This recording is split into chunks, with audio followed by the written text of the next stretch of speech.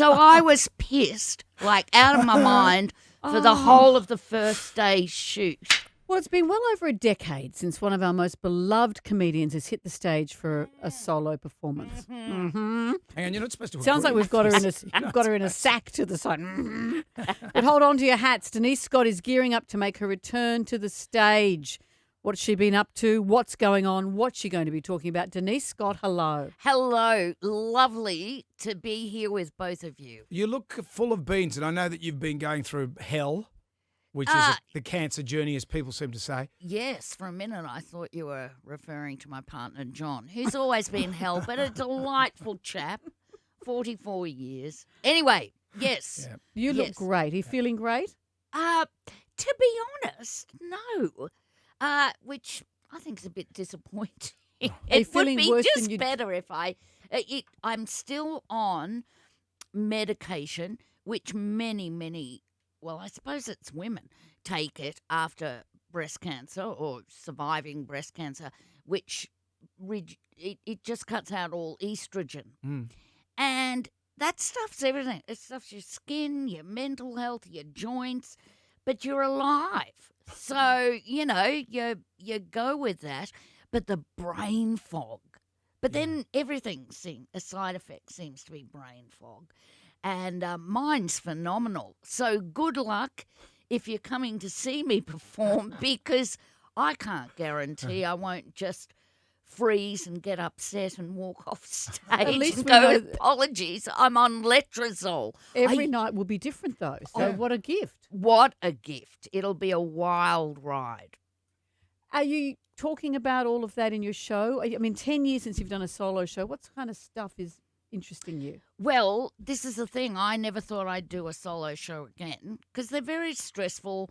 And as Judith, Lucy, and I have admitted to one another, neither of us has any imagination whatsoever. We really don't. So we just have to write what happens in our life. And, of course, my kids have grown up. I don't want to be talking about my grandkids. I don't want to well, I do, actually. I want to exploit them. Of course I do. But for now, so after I spent, it was all up about 3 years, I guess, dealing with cancer. And I thought, well, it's something to write about. And there was a lot of, Jonesy, you're looking so grim and furrow-browed, and it is. It's quite a hard thing to talk about with it, but it's there's a lot of funny stuff that happens. What's funny about cancer?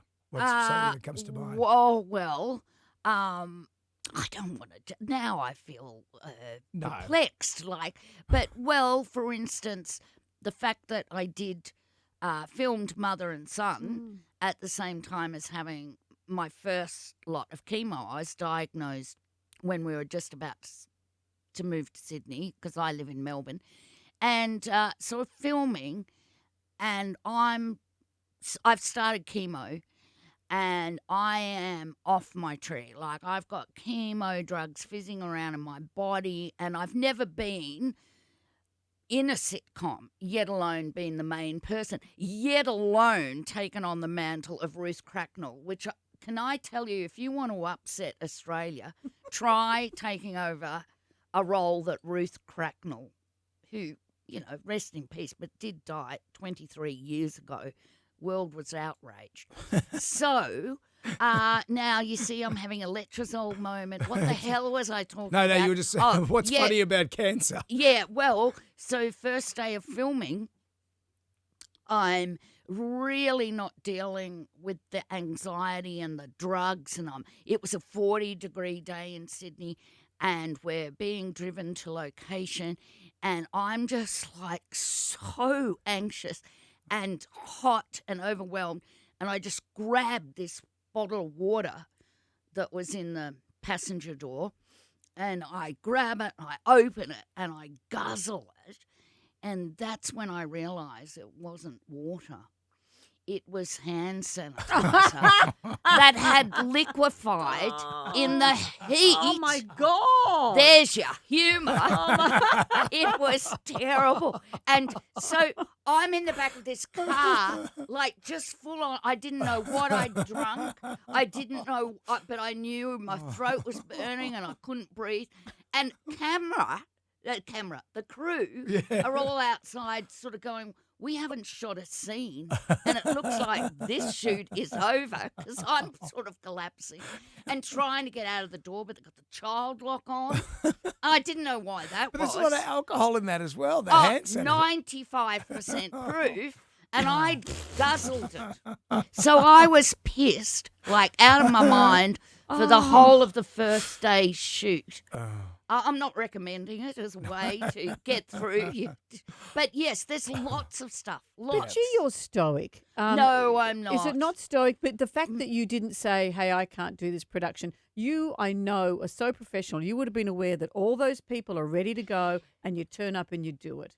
Yes, and that was part of it. And it was like, well, that, when you get something in your head and that's what's happening, and there's a production company involved and a crew involved, and Matt O'Kine, who plays my son, who created this remake. That I didn't know what I was doing, and I didn't know what being sick really meant. I didn't know when you get sick, you're sick. And so I just thought, oh, well, I'll give it a go. And can I say, you look great. You do. Does that help? You look really good. You are Like, I sculling wouldn't the know. hand sanitizer. Yeah. Well, it's great. It is great to be alive. And it is great to not be doing chemo or radiation, especially combined, because I did both at the same time. That was full on. But, see, that in itself. So I'm doing 6 weeks of daily radiation, and I was into, that's right, it was like day 285, and I'd been doing chemo, and then I had to do this radiation. And I looked so bad that I was waiting for a scan, and the nurse came out into the foyer and saw me and said, oh, hooray, you're here. And I'm like, I was always going to be here. And she said, didn't I just see you downstairs and you asked me for directions?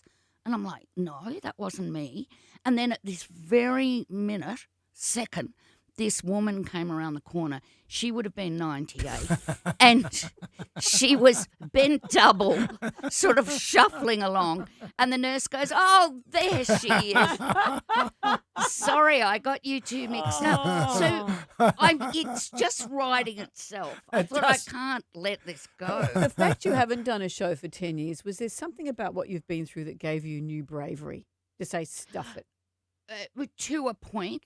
I must admit, while I was sick, the last thing I thought I'd be doing is another solo show because I just didn't care. I didn't care about that part of my life. I mean, I had really enjoyed it. I reflected on it and thought I've had a good time and a good go. But then, I thought, well, I'm still here, and I felt like I didn't know what else to do, really. Because that's all the work I've really done is tell stories that have happened. And I thought, oh, well, here's a story. I'll do that. And honestly, it's pretty anxiety inducing. But here I am. Here you are. And you're doing it. Yes. And having something to do is very important, I think. Oh, I think it is too. I think it's I've got grandkids, so that's a great thing to do, and I really love it.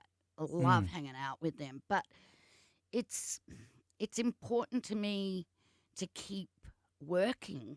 It's really an important part of my life, and and we've got dogs, and my God, have you ever had a dog whose teeth need extracting? Expensive. I thank God I'm doing this tour. My old dogs, 2 of them, get to have their teeth extracted. This is great. So the long in the please, tooth tour. yeah, I love it. Have you got a poster for the? That's your poster right there. Yeah, long in the tooth tour. Denise, it's great to see you. You look great. The show's going to be great. For tickets and tour information, head to comedy.com.au. Yes, you can. It's going well. When I say all over Australia, Yeah. it's going to Sydney and Melbourne. Okay. Thus far, Well, but Thus far. Yeah. But, once people hear it's to help the dogs get rid of their teeth. How many do they have? I can already How many hear teeth do a dog have 60. 60 teeth. between Yes. the two of them? No. Each. One of them had 19 extracted, the other 13. And honestly, we do look after them, but I don't know what happened. That's 120 teeth. Well, yeah, I know it. Yeah, anyway, this is more interesting than cancer or my show. I think tooth extraction from dogs. There we go. That's the third act. Denise, thank you. Thank you very much for having me.